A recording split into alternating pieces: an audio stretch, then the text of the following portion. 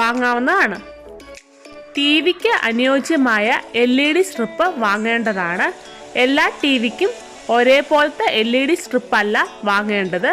LED സ്ട്രിപ്പിൽ തന്നെ mention ചെയ്തിട്ടുണ്ട് എത്ര വോൾട്ട് LED സ്ട്രിപ്പാണ് ടി വിക്ക് വേണ്ടതെന്ന്.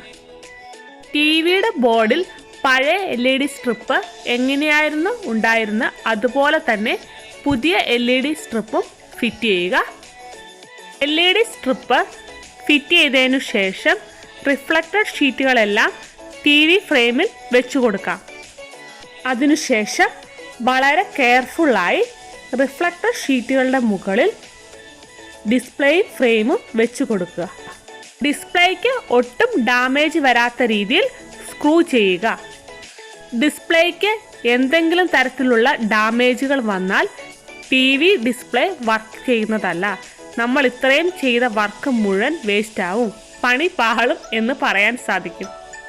LED സ്ട്രിപ്പ് ചേഞ്ച് ചെയ്തപ്പോൾ ടി വിയുടെ ബ്രൈറ്റ്നെസ് കൂടുകയും നോർമൽ കണ്ടീഷനിലേക്ക് എത്തുകയും ചെയ്തു. ഞങ്ങളുടെ ഈ വീഡിയോ ഇഷ്ടമായാൽ ലൈക്ക് ചെയ്യാനും ഷെയർ ചെയ്യാനും കമൻറ്റ് ചെയ്യാനും സബ്സ്ക്രൈബ് ചെയ്യാനും മറക്കല്ലേ. അപ്പോൾ മറ്റൊരു വീഡിയോയുമായി കാണുന്നവരേക്കും ബൈ.